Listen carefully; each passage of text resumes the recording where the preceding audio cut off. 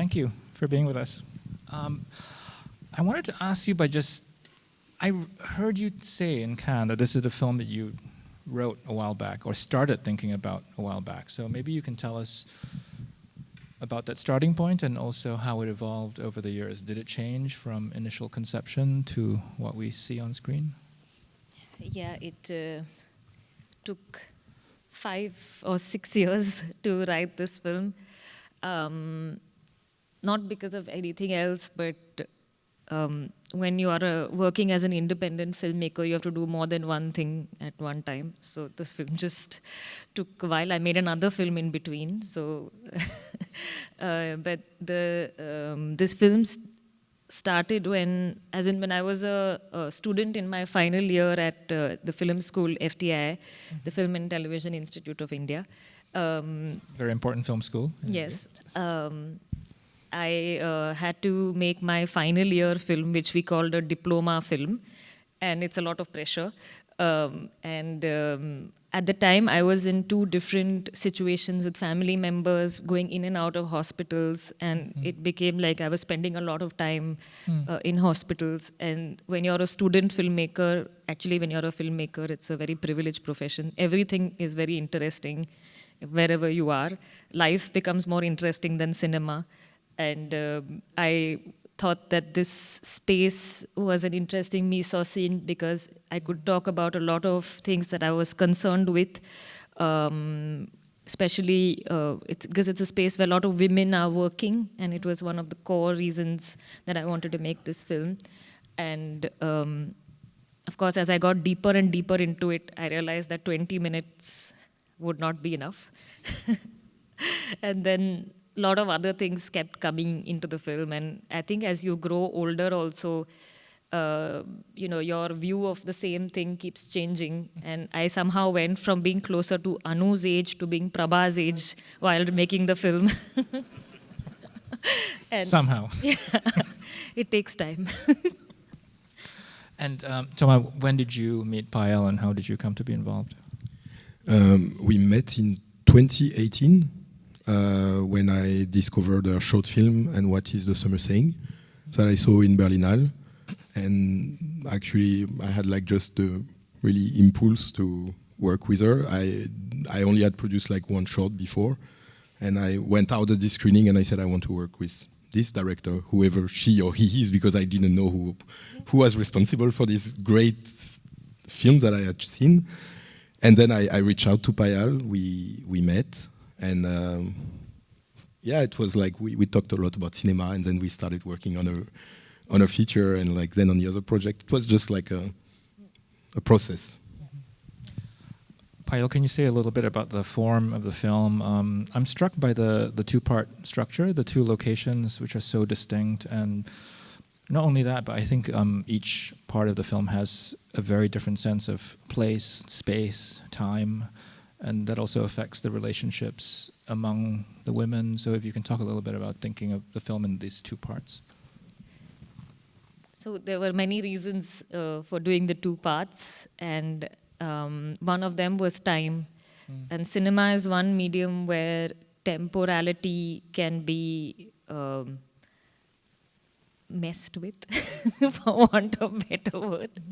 And you can, so the one part of the film was in Mumbai, where I wanted like a more quicker feeling of time, because I feel that it goes with this kind of capitalistic feeling of time where you really have no time for yourself. And in the people in the film, their lives are really hectic with the work they have to do, and then travel 1 hour in the 2 hours sometimes in the train. So there was the kind of feeling of passage of quick time, while when they take this forced vacation to Ratnagiri, I wanted the feeling of time to really slow down, so that the scene with the drowning man is 10 minutes long, it's the longest in the film, and to feel as if time has stopped. And in cinema you can do this, and it gives me like a lot of joy to experiment with the tools one has in film. And I wanted to see what it does to the mind also, to slow down time in this way, and the second part only happens over one day. Yeah.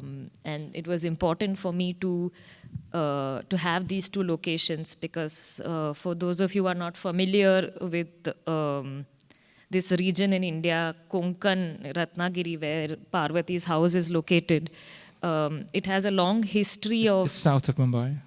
It's to the south of Mumbai, between Mumbai and Goa. And it's a very particular region which has a long history of people through the 20th century going to work in Mumbai in the cotton mills. And so I felt it was important to connect also these two spaces to remember that history. Can you say a little bit about the title of the film? Because I've noticed that both your films are quite nocturnal. There's a lot of day in this. No, yeah, but there's... I tried this time. No, there is day, but there's also some really beautiful night sequences. And your first film, of course, A Night of Knowing Nothing. But I'm just wondering how, this question of light and this idea emerges in what the husband says at the end of the film. But I'm wondering, at what point did you know you were going to call the film All We Imagine Is Light, and the significance of the title and of light to you in the conception of this film? It was very much in the beginning that I thought this title worked because of the kind of situation that each of them is in, the women. And for me, the light was kind of not seeing another way, and light is a sense of possibility or hope in some way. And I felt that, sometimes when you are very used to a certain way of being, then to think that another way is possible is not even something that you can imagine. And this is where I wanted to draw this connection. And it was a title, my mother is a painter, and it was a title that she had used for one of her paintings. And I had always stayed with me, and she was very kind to let me borrow it. What is the painting? Can you describe it? All We Imagine Is No, Light. but can you describe it? I mean, it's a really large panel of work, and it has... I couldn't describe it, really. I wish I had the skill. You talked about, aging from Anu's age to Prabha's age as you were working on the film. And it's interesting that not just the age difference between them, but also Parvati, the third character, it emerges as this sort of multi-generational portrait, this multi-generational sisterhood. And I'm wondering if you could say a bit about, that seems quite important to the film as well, that there are three women at three different stages of life. Yeah, I think when I was writing the script, it was always each character in relation to the other, and not as an individual, but kind of like planets that are hovering around each other.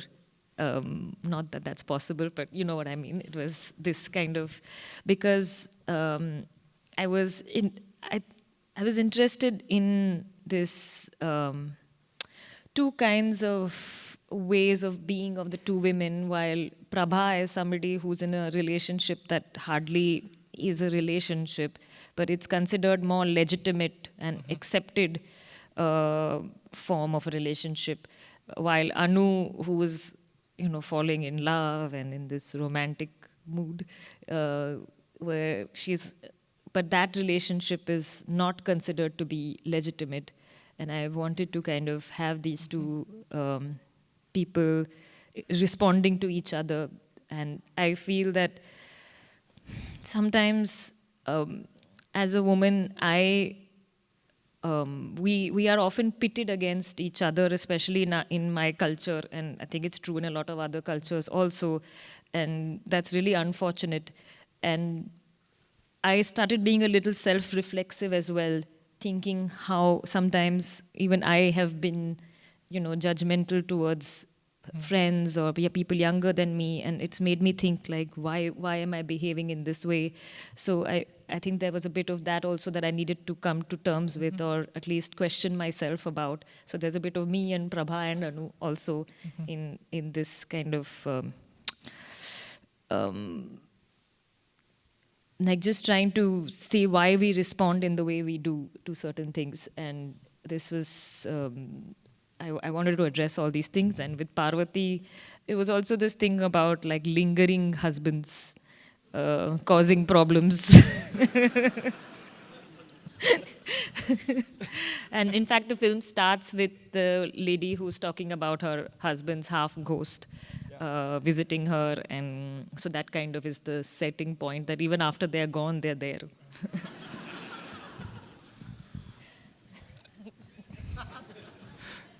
I wanted to ask about shooting in Mumbai and how Mumbai really is very present as, you know, I think of the film as, among other things, it's a kind of city symphony too. I think it's like Mumbai is such a cinema city, but also a film that's been in so many films. But I think it comes to life in a slightly different way here. And I'm wondering if you can talk about how you wanted to capture Mumbai, and maybe Thomas, you want to talk about the challenges of what it's like to shoot in Mumbai. You're going to make him cry. You start. So it was important for me to make this film in Mumbai because it's a city that I am the most familiar with. It's also a city full of contradictions. And for me, what the city stands for is both a feeling of freedom for a lot of people from different parts of the country, and especially girls and women. There is a kind of a little bit more safety to work and go out at night. It's a little bit more in Mumbai. So in that sense, also you can be anonymous and, you know, have your lover in the park and these kind of things, which Mumbai offers.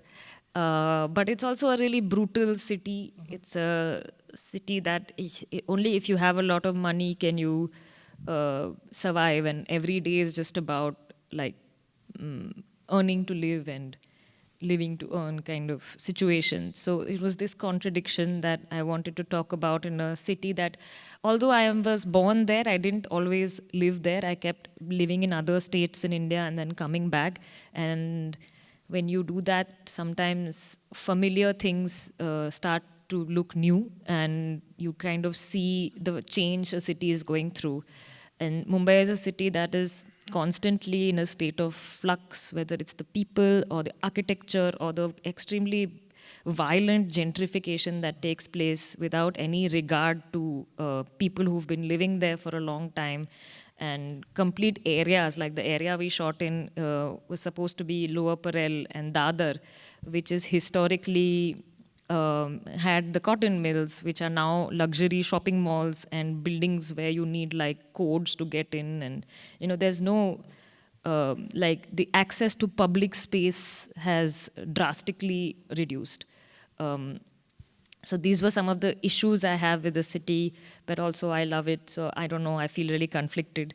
And it was the feeling I wanted to have in the film.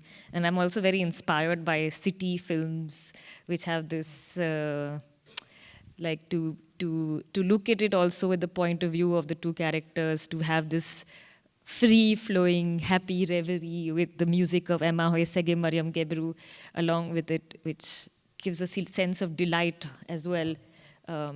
So it was all these things, and I think I wanted to see the city in, like you said, it's not, I feel that in the past few years I haven't seen it the way that I see it, so it was a way to do that. Many challenges, but I think there was something magic about this film, is like it was the first feature fiction for many people. Yeah, so for Payal, for myself and my associate Julien from Petit Chaos, and from the Indian producer Zico Metra, who is coming from he had a great experience on organizing shooting because he was producing advertisements since a long time, but it was also his first feature. So I think we all came with this energy to make it happen as a team. So yeah, we lost location. We had to bypass some because it was super expensive to shoot in the subway. We had to find ways, but I feel each time we came up with a solution as a team, and also because it was a first time for each of us it was like we have to make it happen. Like so, yeah. Maybe we should give a shout out to your cinematographer. He's not here, but he's here in spirit, Ranabir Das. We worked together a long time, and even for our previous film, we worked together. And what is the greatest joy about working with him is that we start working at a very early scripting stage, and we discuss. Your partners, we should say. Yeah. Is that okay to say? I mean, it helps that we live together. So yeah, it was a lot of like doing tests. Over 2-3 years, shooting over 2-3 monsoon, not because it's going to make it to the film, but just like as in like study, we say padhai. So it was just like a study to study things around you. And we are both very process-driven people. So it's a great joy to work with. In fact, a lot of people who worked with us on this film are very process-driven. Like the actresses, they are. Yeah, can you say a little bit about that? I think they're incredible, like all three. They're really amazing. Like they were absolutely, and they're also wonderful human beings and artists. So when you meet people like that, you just feel so privileged. And because I don't speak Malayalam, the language that they speak. So it took me 2 years to change the script with working with another writer, Robin Joy, to rework it in Malayalam. And then after that, when I approached the actors, they worked a lot to make it their own because they do speak Malayalam. And we worked together, we almost lived together for 3 weeks, doing all the scenes in my kitchen and bedroom and things like this, setting up the hospital as if we were preparing for a theater performance. And we would try different ways to do the same scene, and then we would shoot it and watch it. And not everybody gives time for this kind of method. So it was really great that I met people who were so committed and so sort of willing to do this in this way. And yeah, and even Chhaya Kadam, who plays Parvaty and is basically an amazing actor. And she also was very involved in, because she comes from the region of Ratnagiri, where Parvati is from. So there were a lot of like slangs in the way she's speaking, and sometimes that's obviously lost in the translation, but the ways has its own kind of lyricism that she brought into it because she knows so well this dialect of Marathi. So last question, because we're almost out of time. You've made a documentary feature and a fiction feature, and I think the documentary has some interesting approaches to construction and narrative, and I think the fiction film has a lot of documentary textures and elements. So I'm wondering how you see your work. How do you situate your work on this spectrum? Do you see them, as all kind of the same project, or is it a very different mindset when you're making different types of films? Well, for me, I'm very interested in both fiction and non-fiction sitting together in a film.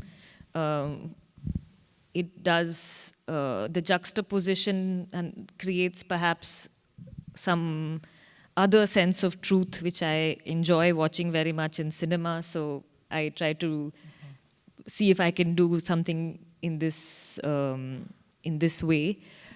So for me, it's all cinema. But the process, again, I'm going back to process like a school child. But the process, I feel in nonfiction is something that I enjoy because you shoot a bit, you take a break, you evaluate what you did, you rework on the script. So, which is something that I wanted to keep in mind for this film also, much to the troubles that I was causing the producers, was to have a break in between so that we shot the first part of the film in Mumbai, then we edited a bit, we did like a lineup, and I think that helped me to think about the second part, in spite of having a script that was written, to really think about how I was feeling the characters and what the camaraderie was like. And that in its process was a bit like nonfiction because, you do a bit of work and then you edit and then you watch what you did. So then that helped me to rework the second part. And yeah, that was something that I was keen to do, and it's the process of nonfiction that is freeing and, I don't know, more responding to what you've done. I just want to mention that Payal is going to be in conversation with another filmmaker who works between fiction and documentary, Miguel Gomes, as part of our talks program, Wednesday at 4 o'clock. So come for that as well. Really inspired by his films because he mixes fiction and non-fiction. And we thought this would be a dream pairing. So for me, a dream. I don't know, for him. But thank you to both of you for being here. Thank Congratulations. You. Thank you, everybody. Thank you.